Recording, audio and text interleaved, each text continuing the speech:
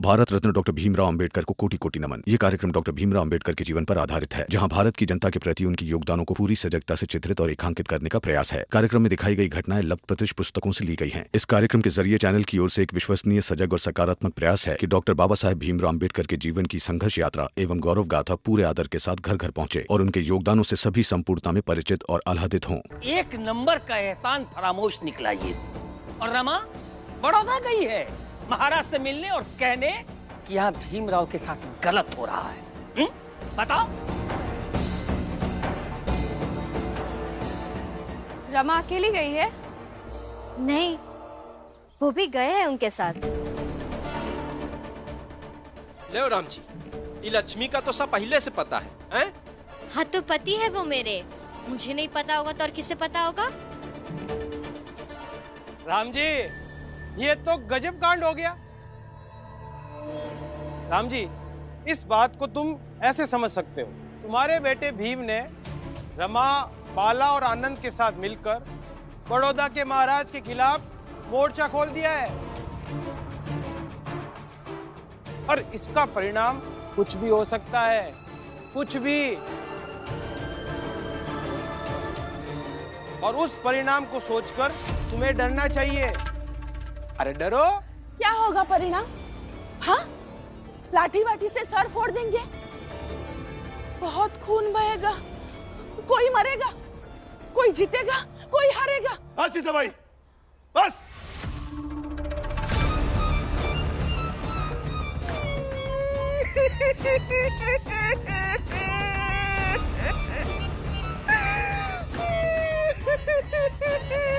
जीजा भाई रोने क्यों लगी? राम जी, ये क्या बात भाई? तुमको अपनी पत्नी को ऐसे नहीं डांटना चाहिए था। अरे जेकरा दिमाग पहले से ही गड़बड़ाया हुआ है, ओकरे ऊपर चिल्लाने से क्या फायदा? जोकू, तुम मुझे मत समझाओ।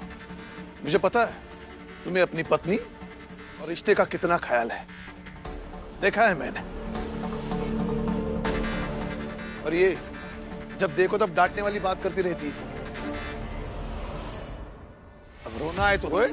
इसलिए नहीं रो रही हूँ मैं तो इसलिए रो रही हूँ, अब कभी भी कुछ भी बुरा समाचार मिल सकता है।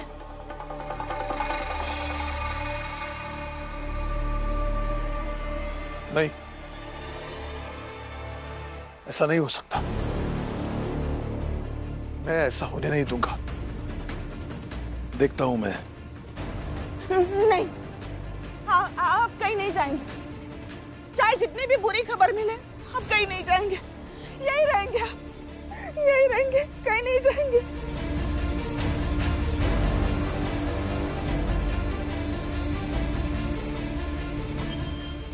अब तो आपके बहू और बेटे ने ऐसा कांड कर दिया है कि अब अच्छे तरीके से उसका परिणाम भुगतेंगे।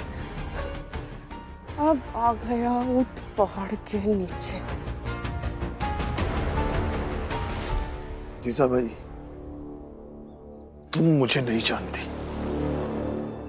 अगर मेरे बेटे को रास्ते में कुछ हो गया या कोई मुसीबत आ गई तो मेरे सामने पहाड़ भी आया ना, तो मैं उसे उखाड़ कर फेंक दूंगा।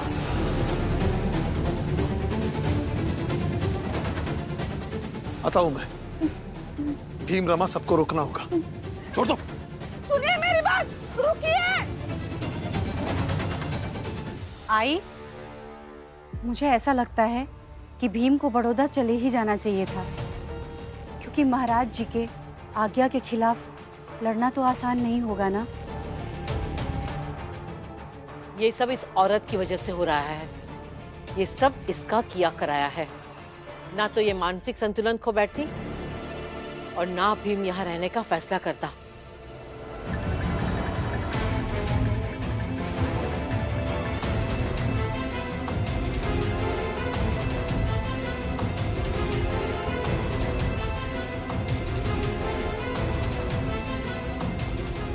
ये भी तो हो सकत है कि जीजाबाई पागल होकर नाटक कर रही हो। क्या? हाँ, जिससे भीम यहाँ रुक जाए और ये सब मुसीबत पैदा हो जाए। हाँ, ये भी हो सकता है। हम सब मिलकर पता लगाते हैं कि जीजाबाई सच में पागल हुई है या फिर नाटक कर रही है।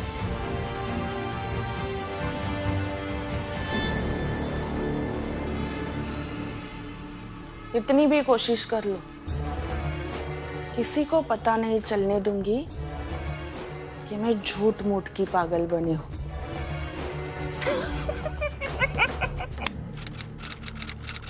भीमराव, अभी तक तुमने किताबें पढ़ी हैं, असल जीवन का अनुभव तुम्हें पता ही नहीं है। किताबों से अलग, बिल्कुल अलग असल जीवन का सत्य होता है। तुम्हें अंदर की बात बताता हूं। महाराज से मिलने तुम्हारा भाई और तुम्हारी पत्नी गए तो हैं, लेकिन महाराज से मिलेंगे कैसे?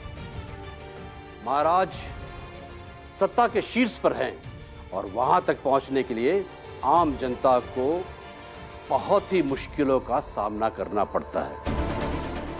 और जब तुम्हारी बीवी कहेगी ना सैनिकों से कि हमें महाराज से मिलना है, तो सैनिक पहले उसका मजाक बनाएंगे।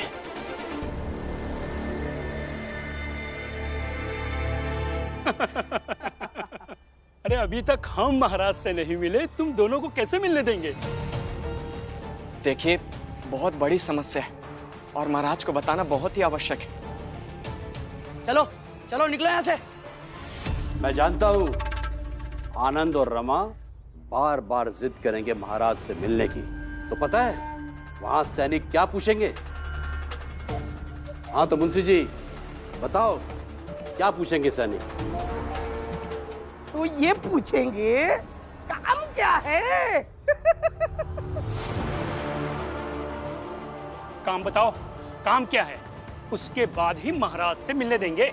हम महाराज को ही बताएंगे कि क्या काम है, आप लोगों को नहीं बता सकते। देखिए, हमें महाराज से एक बार मिलने दीजिए। हम बहुत दूर से हैं और महाराज से मिलना बहुत जरूरी है। कहीं से भी आए हो, पहले हमको काम बताओ। हम लोगों को लगेगा कि आप लोगों को महाराज से मिलने देना चाहिए तो ही मिलने देंगे, नहीं तो नहीं। दरअसल भीमराव मेरा भाई है और उसे महाराज ने छात्रवृत्ति दी थी। क्या क्या दी थी? छात्रवृत्ति दी थी।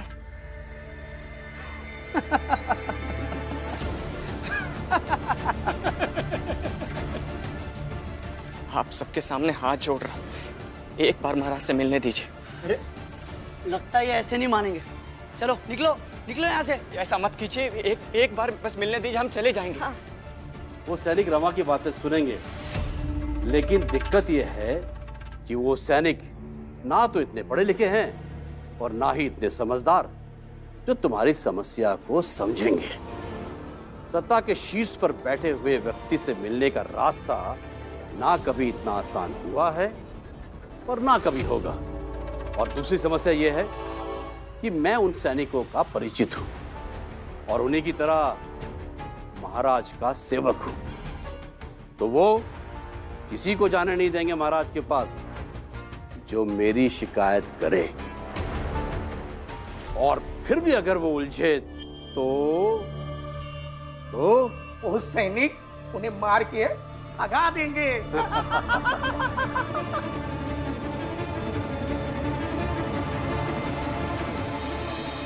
चल चलो निकलो।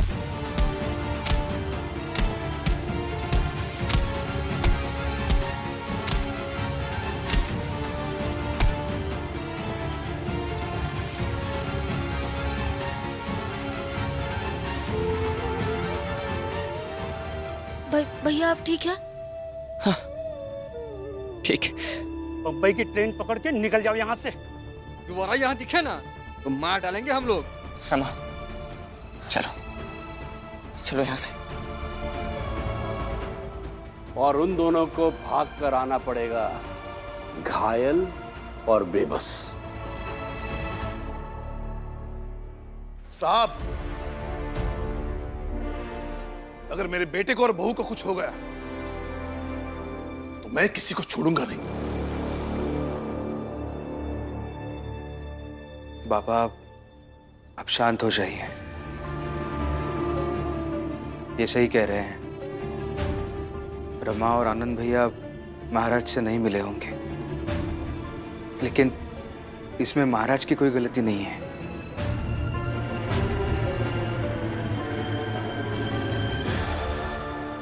वो दोनों अभी अगली ट्रेन से आएंगे। अब जल्द से जल्द स्टेशन जाइए, उन्हें घर लेकर जाइए और उनका ख्याल रखिए। लेकिन बेटा, तुम यहाँ ऐसे कब तक बंदी रहोगे? आप चिंता मत कीजिए, इतने सारे लोग बाहर खड़े हैं, वो लोग कुछ ना कुछ तो जरूर कर लेंगे। मैं जल्द से जल्द छूट जाऊंगा यहाँ से, आप चिंता मत कीजिए। घर जाइए बाबा।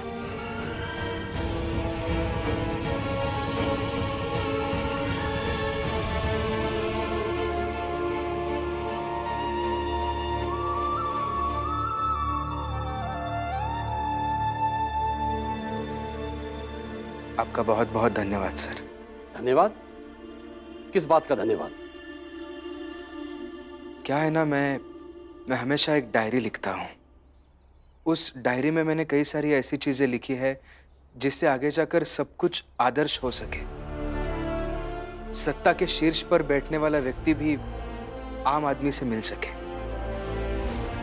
लेकिन मुझे आज तक ये पता नहीं था कि अगर किसी आम आदमी को सत्ता के शीर्ष पर बैठने वाले आदमी से मिलना होगा तो रास्ते में इतनी सारी रुकावटें आती है। कोई बात नहीं, मैं इस पर भी सोचूंगा। इस बात का भी हल उस डायरी में जरूर लिखूंगा ताकि आम आदमी भी अपनी बात आराम से वहां तक पहुंचा सके जहां वो पहुंचाना चाहता है। मुझे ये सीख देने के लिए आपका बहुत बहुत धन्यवाद। माफ कर दो रमा और आनंद भैया, जो मेरे कारण आप दोनों को वहां जाना पड़ा।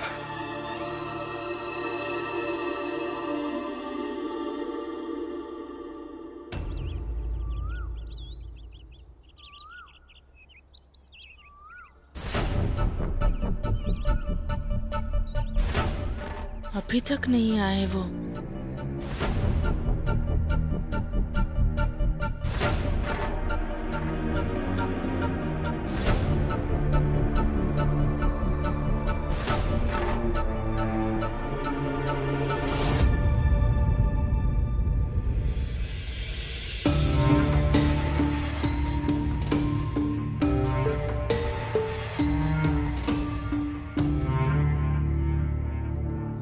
जीजा भाई, पति बाहर गया है क्या? और बहुत देर हो गई, अभी तक नहीं आया ना?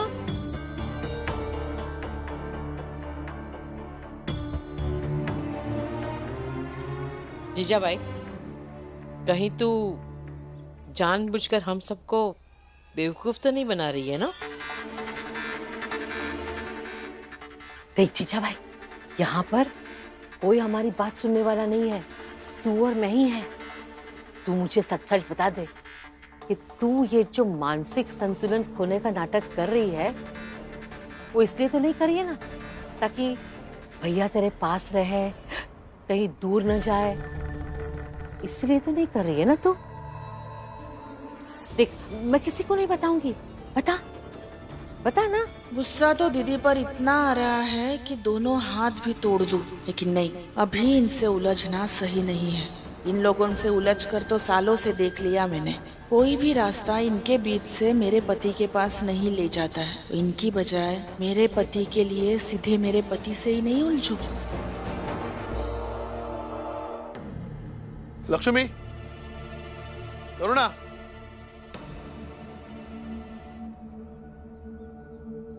जी बाबा। मेरा सत्यशोधक समाज के लोग अधिकारी के ऑफिस में धरना देकर बैठे हैं। भीम ने मुझसे कहा कि रमा और आनंद बड़ौदा चले गए हैं, लेकिन उसकी बातों से मुझे पता चला कि रमा और आनंद को मेरी जरूरत पड़ेगी, इसलिए मैं स्टेशन जा रहा हूँ। बड़ौदा की ट्रेन से आनंद और रमा आएंगे तो उन्हें मैं लेकर आऊंगा। ठीक है। करुणा, ये कुछ पैसे हैं, मुझे अगर आने में देरी हो गई या कुछ हो गया तो इन पैसों की जरूरत पड़ेगी। आता हूं मैं। नहीं, आप नहीं जाएंगे, मैं आपको नहीं जाने दूंगी। जीजा भाई, समझने की कोशिश करो। मुझे ऐसा लगता है कि बड़ौदा में आनंद और रमा के साथ कुछ गलत हुआ है। उन्हें मैं अकेला कैसे छोड़ सकता हूँ? नहीं, मैं नहीं जाने दूंगी। अभी अभी तो हमारी शादी हुई है, मैं अकेली नहीं रह सकती। आप मुझे अकेले छोड़ के कैसे जा सकते? जीजाबाई जिद मत करो। हाँ तो जाइए, जाइए, आप स्टेशन जाइए, मैं जाती हूँ मरने। जीजाबाई, जीजाबाई। मैं स्टेशन जाती हूँ रमा और उन्हें लेने। लक्ष्मी, मैं भी तुम्हारे साथ चलती हूँ। और मैं खाना बना लेती हूँ। पता नहीं भीम भाव वहाँ कैसे होंगे। ठीक है, हम जाते हैं। जा। हाँ चलो।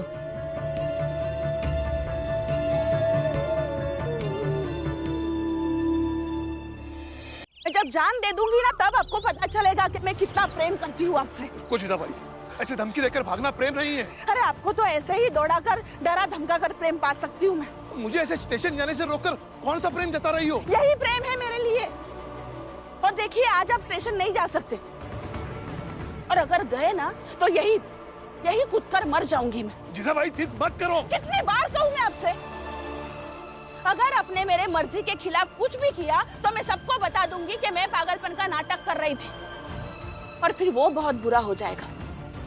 इसलिए आपके लिए अच्छा यही होगा, मैं जो कुछ कहूंगी उसमें सिर्फ हाँ कीजिए बस।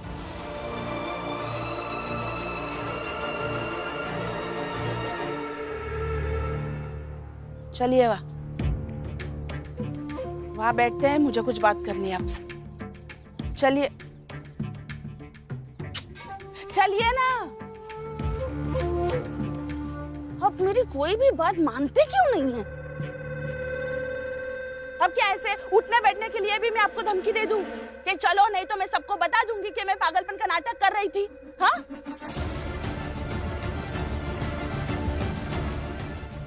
चलिए ना, चलिए।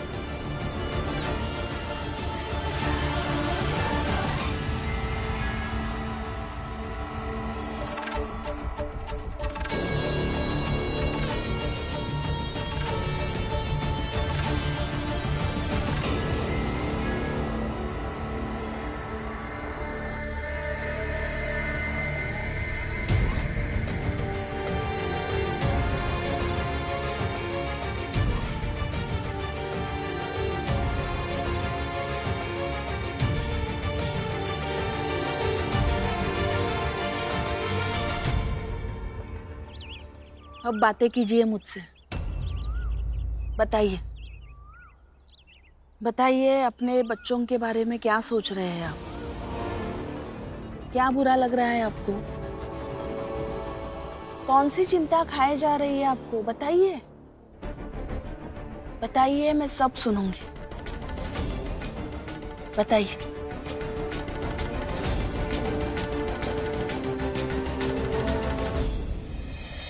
जीजाबाई, मुझे जाने दो। मेरे बच्चों को मेरी जरूरत है। पता नहीं वहां मेरे बच्चों के साथ क्या हुआ होगा। बहुत नाज है ना आपको आपके बेटे पर, तो लड़ने दीजिए ना उसे ये लड़ाई। हम भी देखते हैं क्या कर लेता है। और बाकी बात रही आनंद और रमा की, तो अगर आप उन्हें स्टेशन लाने नहीं जाएंगे फिर भी वो दोनों घर आ ही जाएंगे। इसलिए उन्हें अपने हिसाब से आने दीजिए। भीम को अपने हिसाब से लड़ाई लड़ने दीजिए, और मुझे भी अपने हिसाब से आपसे प्रेम करने दीजिए।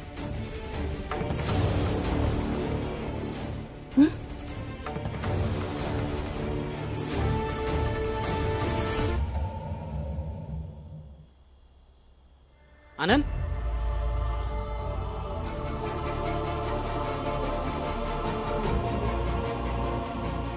रमा, भीमराव, ये मत भूलो कि तुम हमारे कैद में हो। हम नहीं मिल पाए महाराज से।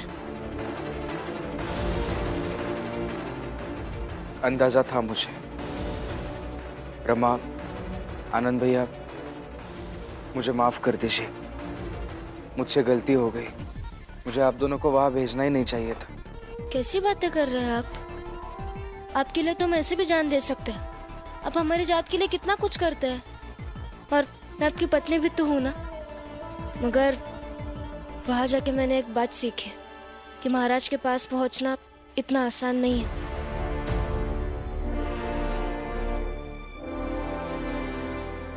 मैंने भी यहाँ वही बात सीखी, और बंबई में मेरे साथ जो कुछ भी हो रहा है, जो कुछ भी मैं सीख रहा हूँ, मैं हमेशा याद रखूंगा रमा। ठीक है, समझ गए ना भीमराव? अब ये समझो तुम यहां से कैसे आजाद हो।